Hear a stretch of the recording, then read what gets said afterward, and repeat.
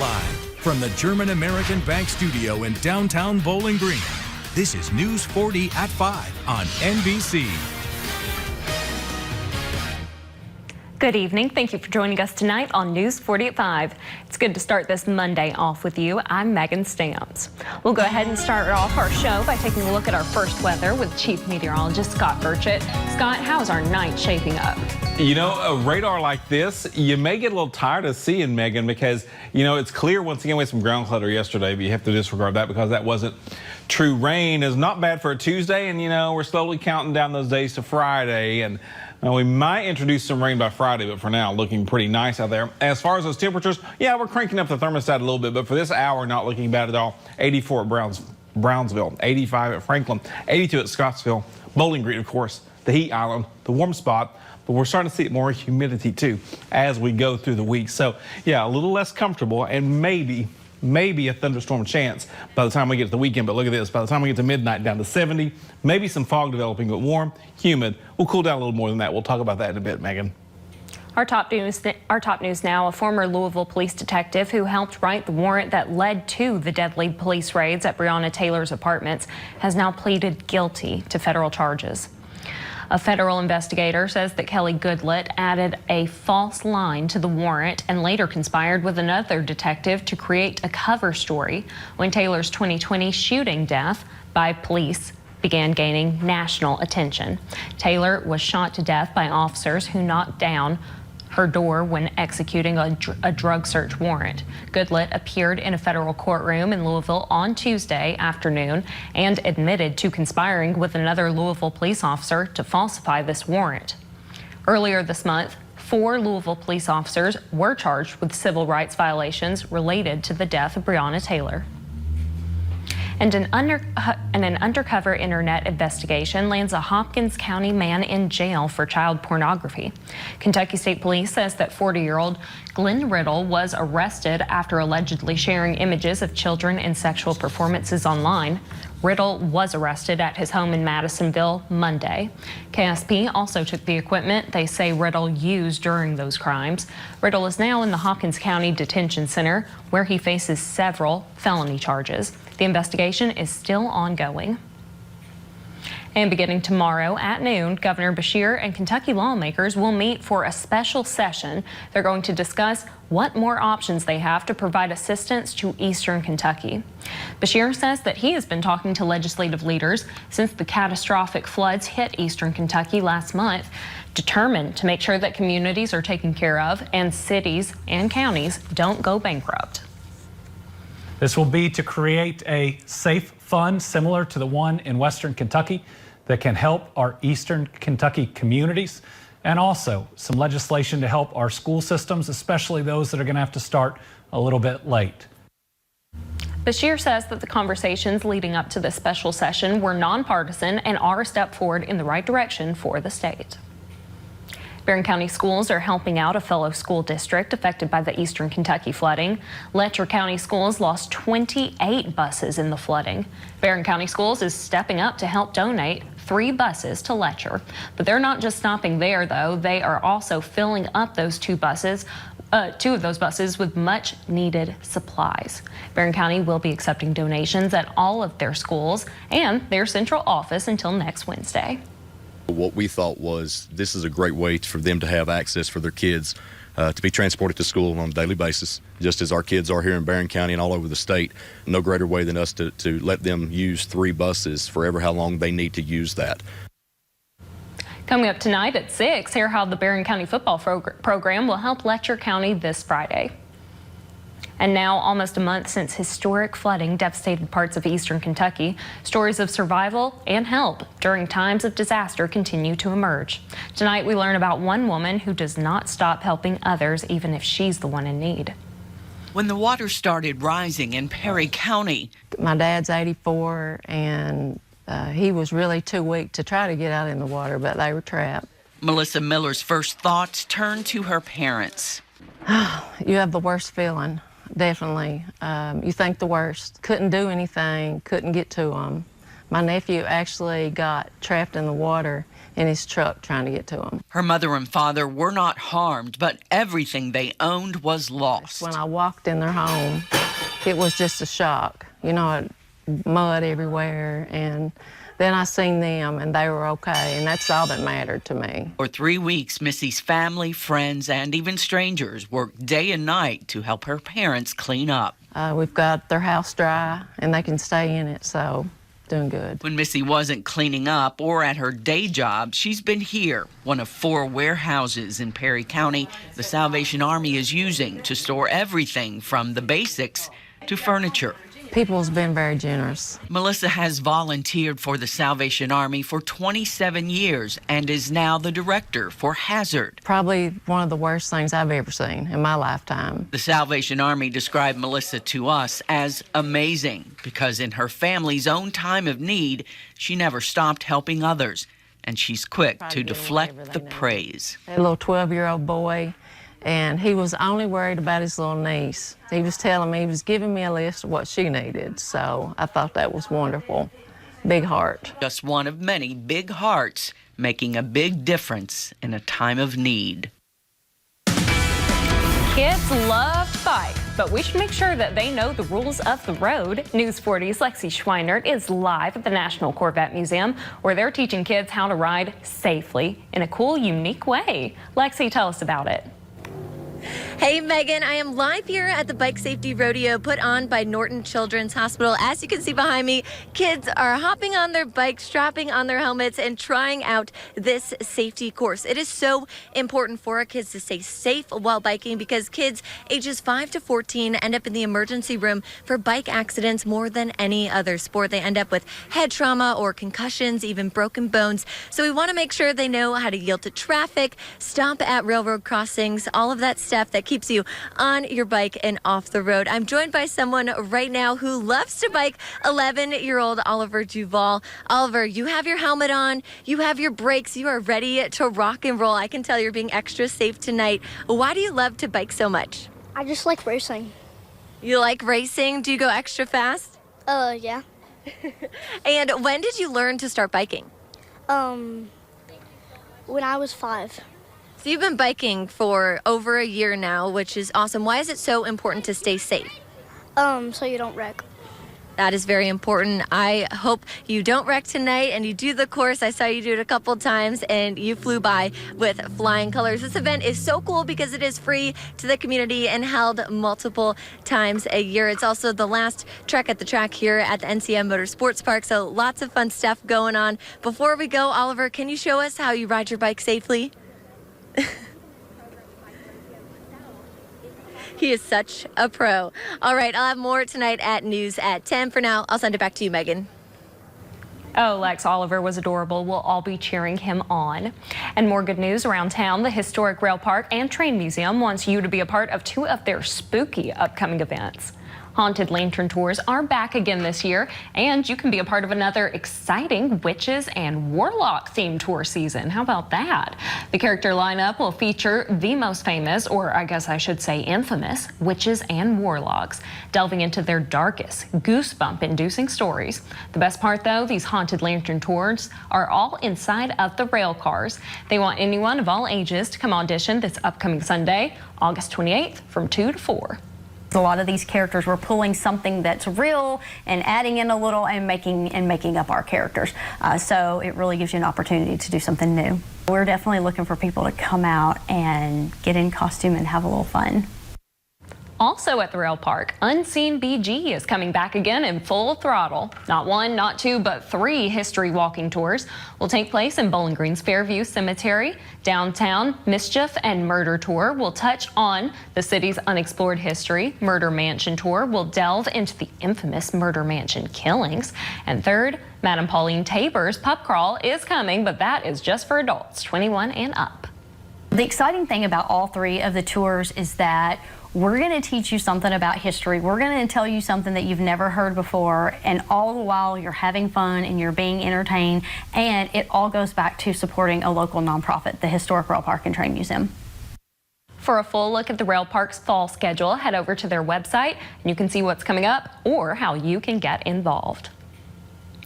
This young Bowling Green superhero, his name is Asher Lewis. We'll go ahead and throw him up on the screen. He captured our hearts this time last year when he got a surprise from his hero, pro wrestler John Cena. Well, today, Lewis celebrated 10 years of a cancer-free diagnosis supported by all of his school friends. If you get the chance to see him in person and give him a big congratulations on his cancer-free decade, you will definitely walk away knowing all there is to know about John Cena as well. So we're very proud of you, buddy. Good job and congrats. Coming up next on News 40 at 5, cervical cancer cases are on the rise in the U.S., specifically climbing faster in certain races of women. Find out those details in just a few minutes. But first, let's take a look at our weather stem camera. It sure seems like sunny skies to me, but Chief Meteorologist knows all the details about what is coming up. He'll be back after this break with a full look at our weather forecast. Stick around.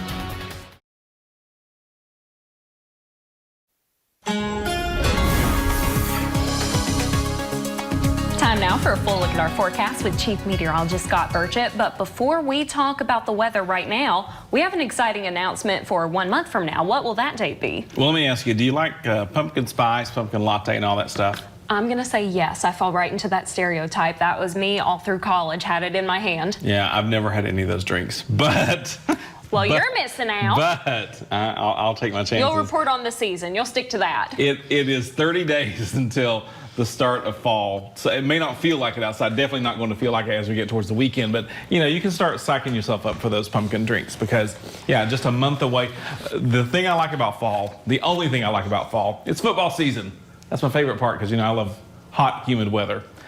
September 22nd, by the way, first day of fall. So we'll be looking for that. And I do enjoy seeing the trees. I'm not like, you know, against fall or anything. I'll stick to iced tea year round.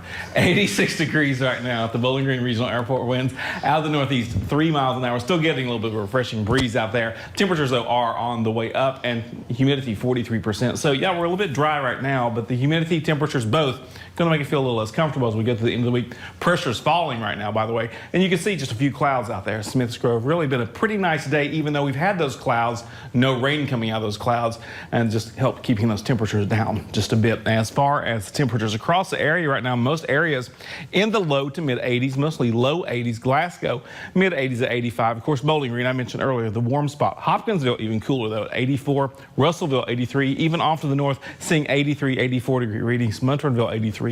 Brownsville and Woodbury, both 84. As far as the last 24 hours, the temperature change, I mentioned we're warming up for this time yesterday, comparing to this time yesterday. Glasgow, Edmonton, you folks are 3 degrees warmer.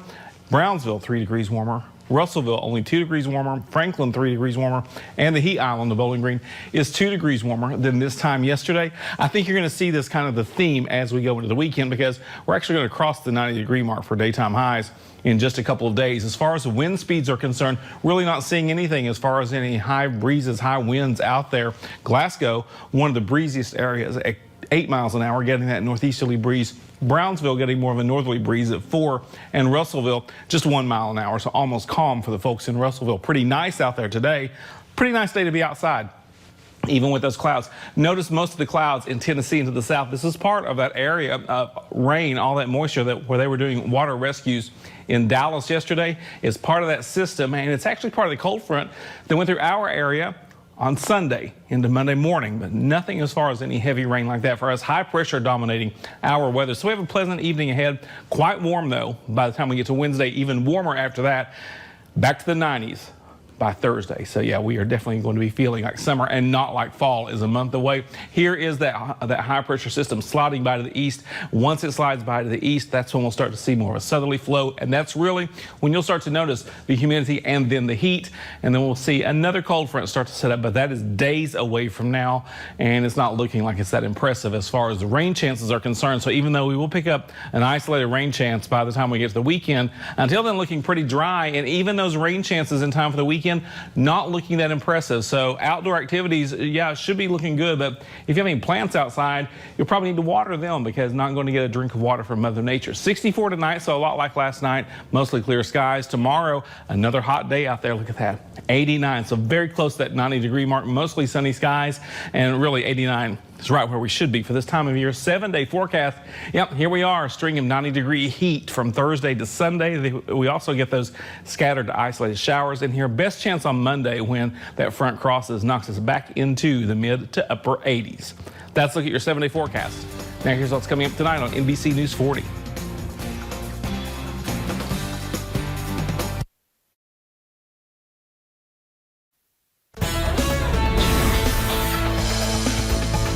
Alarming new data coming in showing cases of advanced stage cervical cancer rising in the U.S. A scary statistic on its own, but reportedly more prevalent among Black and Hispanic women.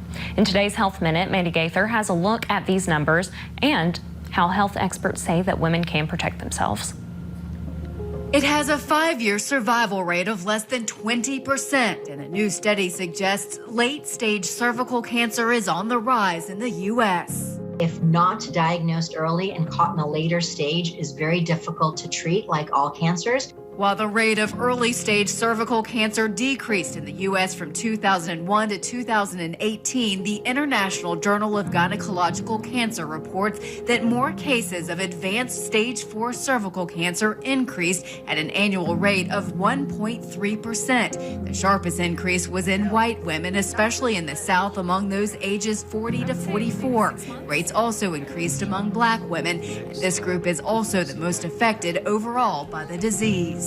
If you don't come for screenings, we can't find cancers early. They only present when you have symptoms, and very often symptoms means an advanced or late stage cancer. Atlanta OBGYN Dr. Sujatha Reddy says that's why annual exams are critical. Smoking is another risk factor, and since most cervical cancers are caused by the human papillomavirus, Reddy says those eligible for an HPV vaccine should get one.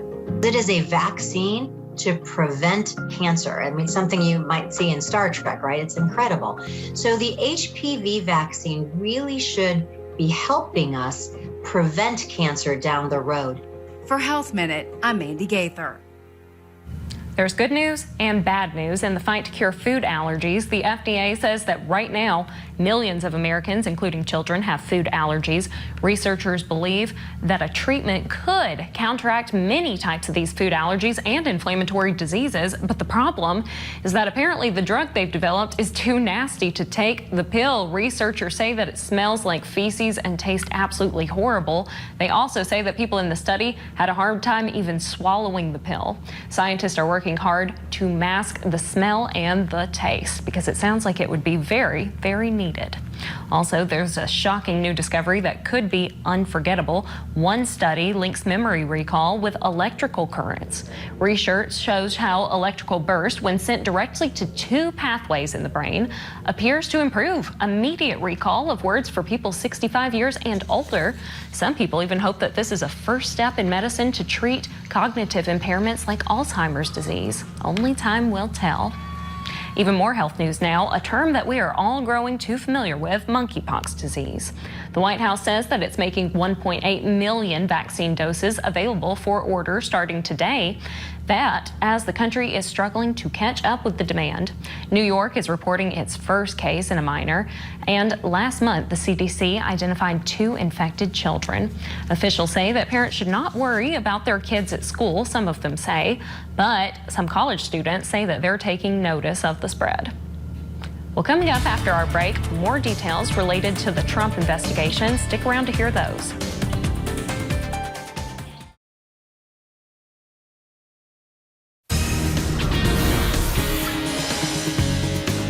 The Little League World Series is a fan favorite right now on ESPN. And if any of you are from Anderson County, Kentucky, you may just recognize a familiar face. Take a look. The American Legion Park in Lawrenceburg is Kenton Bottom's usual home plate. But this summer, the longtime umpire is stepping up to the big leagues of youth baseball. I'm 60, so I'm 60 out there with these little kids and having the best time of my life. Bottoms is one of 16 volunteer umpires chosen for the prestigious Little League World Series in Williamsport, Pennsylvania. For the best 12-year-old baseball players in the world, this is the pinnacle of America's pastime, although the tournament draws players from nearly every continent. How much fun am I going to have today when I get to the park? That's the question he's asking himself daily right now as he calls games airing on ESPN. Hey, we work hard, and we want the kids to decide those games. Bottom line. The pressure's on for everyone, but Bottoms says he's making the most of umpiring in his biggest stadium yet. You look up and they're saying 18,300.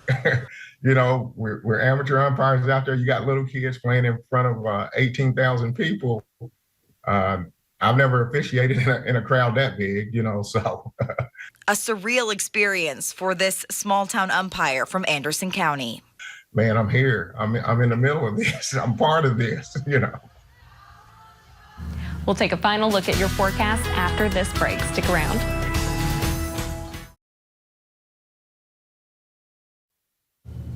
We've got just enough time for a look at our final forecast. Scott, tell us about tonight one more time. Yeah, pretty nice evening shaping up out there. It's warm right now. Those temperatures, they're going to drop a little bit. So, you know, I don't think you'll need a jacket when you leave here tonight, Meghan. And you won't need an umbrella, but that may be a different story. Good to hear. Good exactly. to hear. Different story, though, later on this week. Temperatures tonight, they'll bottom out in the low to mid 60s. And I don't think we're going to have the fog problem that we had last night or this morning as far as the 7-day forecast. Here comes that rain. Isolated, most areas will not see a drop of rain the first few days of the weekend. By Sunday, though, they'll become a little more scattered in nature and more prevalent on Monday as the cold front comes in. Back to the 90s, though, on Thursday through the weekend. So it's going to be, up and down, rain and not, rain and not. All right, I will be prepared for all of it. Thank you guys for joining us here on News 40 at 5. We look forward to seeing you